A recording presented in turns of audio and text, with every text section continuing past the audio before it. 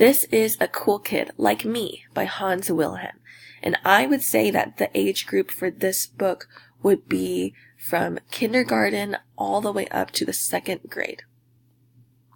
This story is about a kid everyone thought was so terrific and so cool. That kid was me. I knew how to draw great pictures, I even brushed my teeth most of the time, and I had a few friends to play with. My parents left me alone a lot. They thought I was a cool kid, but that was only on the outside. They didn't really know me.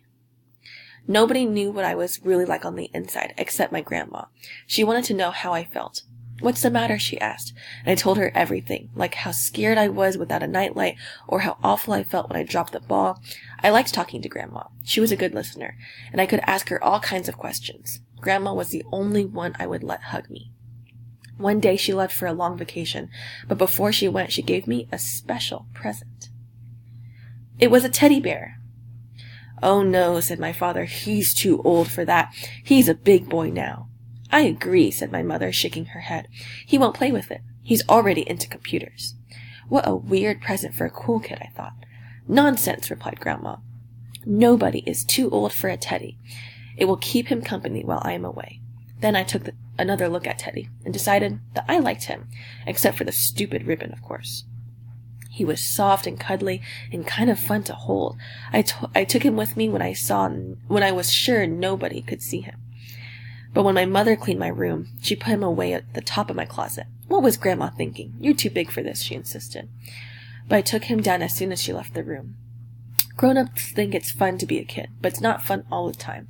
And that's what I talked about with Teddy before we went to sleep. He was the only one who knew how I felt. Teddy understood when I told him that I didn't like to be alone in the dark.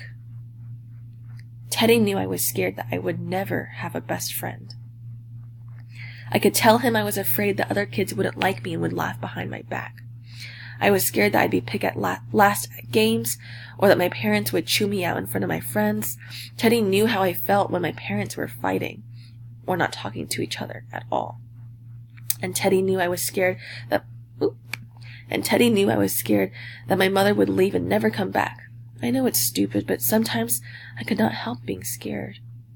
There were other secrets too, but that I could share with Teddy. It made us feel much better. Finally, we could fall asleep. In the mornings, things would not look so bad. I could get ready to be the cool kid again, the one everyone thought was so terrific.